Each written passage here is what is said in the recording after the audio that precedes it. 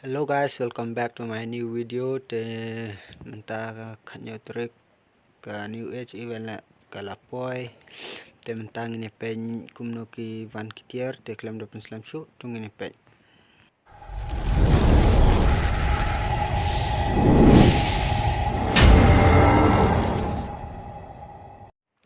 Te menta ngine pen kalendar te kane kan play hadu nado arpo trik kan play kane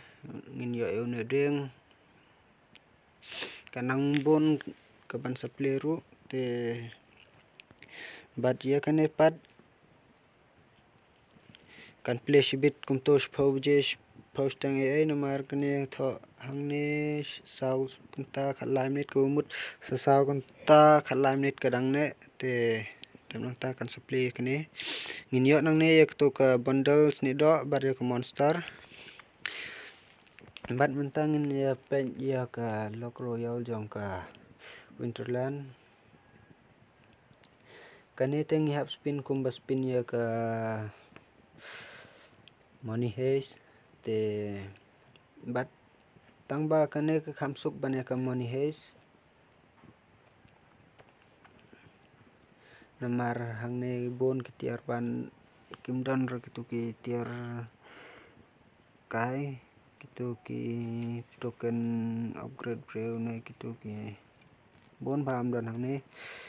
ki bounty token ki scanner kimdan ra hangne te ka khamsuk ban yo ikini kitiar ngate nga itnat ikne nga ibas phai kane ka ban nang ne nga kane ka bandal ka best phai ka jing I jonga te bon ba tiar ka khamsuk kane kan ban ka hes money ban pila ban exchange ro yekine kumba exchange ha ka hes money da ba late na store da ki token kan kito ba dan try ro late na store le dang na redeem te punya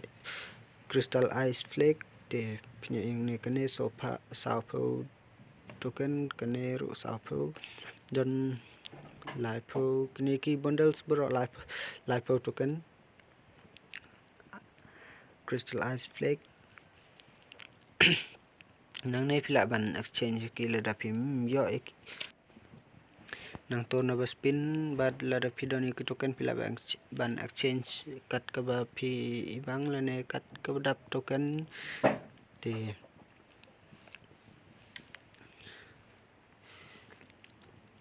bes bhanang ne gikon te baro re Rafael namar ka Winterland hi tang ke eke hi ka ba pair ke ability henry ki attribute henry baro ki Winterland gon kidai ki Red of Fire bank chomut instead kuli te sapej hi mapi yano phi ibang bansai na tang jong kini bat sakawai kya mystery shop ru kan sawan ngam tip ha do kan otari kan poi ka mystery shop kane ka mystery shop jong ka Winterland mystery shop te ngam tip ado kan otari kan poi kan van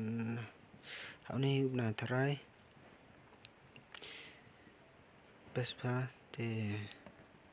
tangni vlog blesibon